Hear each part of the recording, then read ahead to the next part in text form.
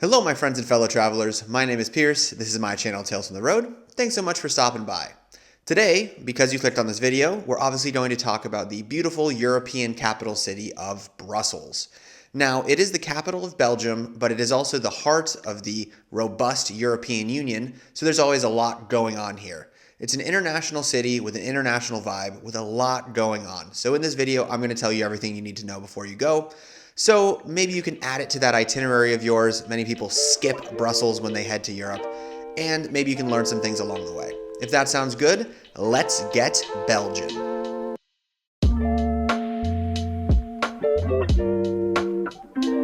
As we always do with these videos, let's do a little historical and geographic background so you get to know Brussels a little bit better before you go. Geographically speaking, Brussels is in the heart of Belgium, which is also in the heart of Western Europe, which makes it a really easy city to travel to if you're already planning on visiting major cities like Amsterdam or Paris on a European trip. Brussels is in the heart of Belgium, as I just said, and it actually is the buffer zone between Belgium's two halves. To the north of Belgium, you have Flanders, which is a Dutch, Flemish-speaking region, which is more alike, I'd say, the Netherlands, obviously.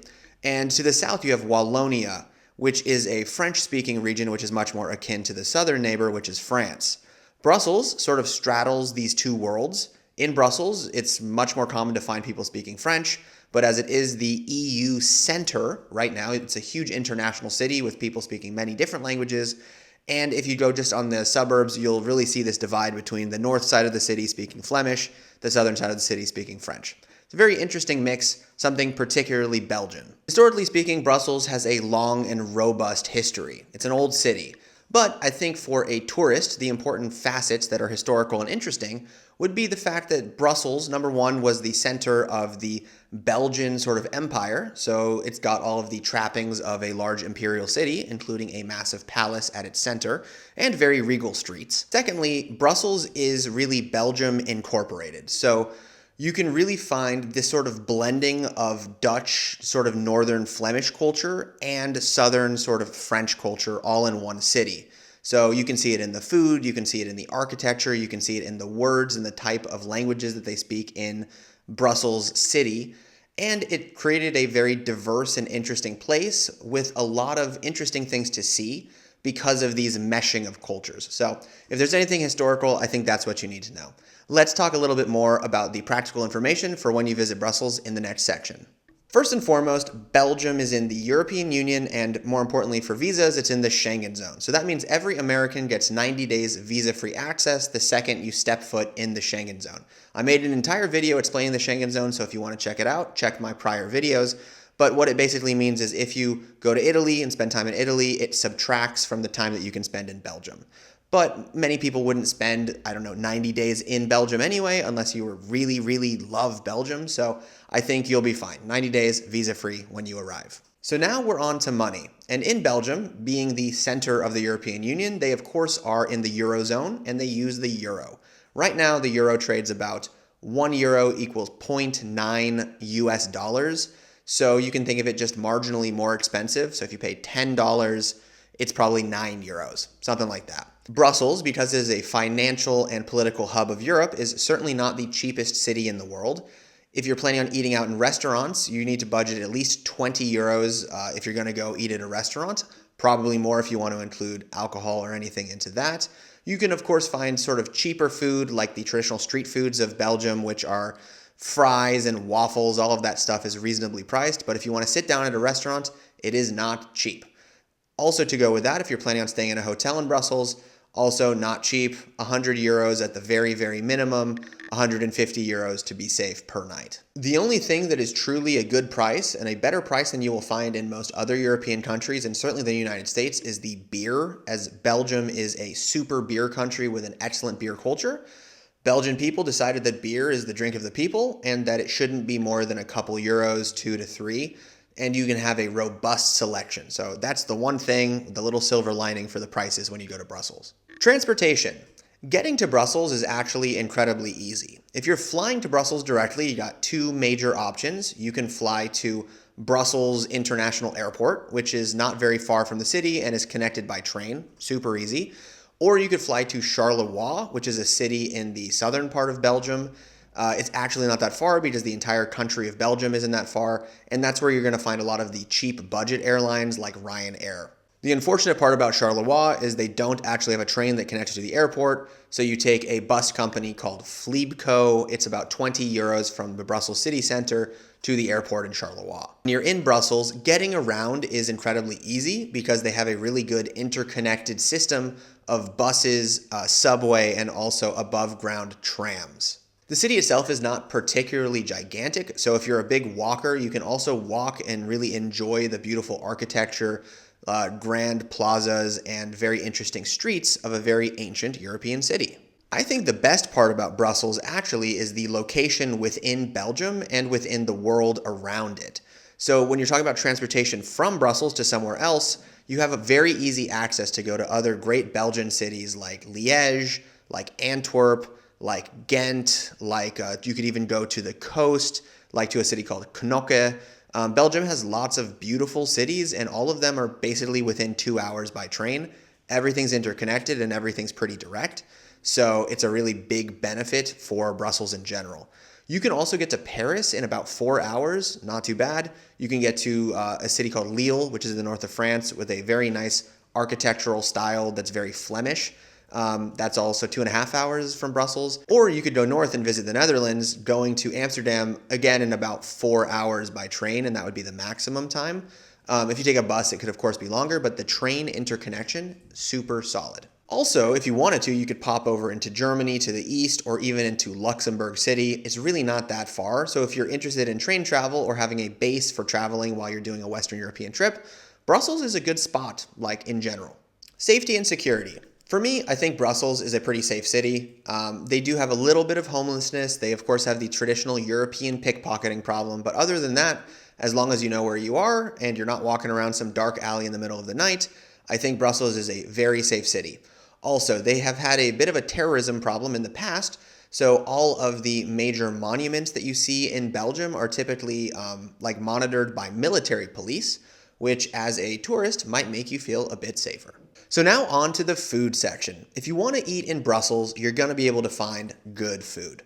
Number one, being an international city, they've got really good ethnic restaurants and different districts where you can eat all kinds of food from all over the world. One of my favorite interesting tidbits that you can find in Brussels is that there's a neighborhood called Matonge, which is actually the African district of Brussels, because Belgium obviously had a massive colony in the Congo. And in Matonge, you can eat super authentic African food right in the heart of a modern European city. Belgian food, on the other hand, is basically based in two major food groups: fried food and waffles. The fries in Belgium are legendary. French fries, as we know it in America, actually come from Belgium originally. And if you go to a traditional frites stand, you're going to pay about like €5 to €7. It's going to come in a cone. And what's special about the Belgian fries is that they're actually cooked in beef tallow or beef fat. So they have a little bit more of a rich flavor. And then you can pick from a bevy of different sauces. The waffles, on the other hand, are really nice. There's two types of waffles in Belgium. You can get Liège waffles, which are kind of chewier and more like your traditional waffle of what you'd imagine. And then there's the Brussels waffle, which is more of a square waffle, and it's more crispy. Both of which are very delicious. And of course, you can put the typical Belgian chocolate that people really love about Belgium on it. And then, the chocolate culture is also very strong. So sweets, chocolate, waffles, fries, all good. The other thing people like to eat when they're in Brussels specifically are mussels. And moule frites, which is basically mussels steamed with basically some French fries, is one of the most classic things you can eat in Brussels. There's actually a street in the center of Brussels where you can find many restaurants that specialize in this delicious combination. A couple dirty but delicious street foods that you can get while you're in Brussels are, number one, the capsalon. It's more of a Dutch thing, but basically you get it at a kebab shop. It's like a tray filled with fries and cheese and then all of the kebab stuff on top of it and all the sauces. Very bad for you, very good. A capsalon actually means hair cutter or barber in Dutch. The second one would be a mitraillette, which is basically like a large sub sandwich, which they just stuff with Belgian-style fries. Again, very bad for you, but very, very good. The Belgian food, when you talk to Belgians, I think the majority of their food is very indulgent and very aggressively fatty and bad for you.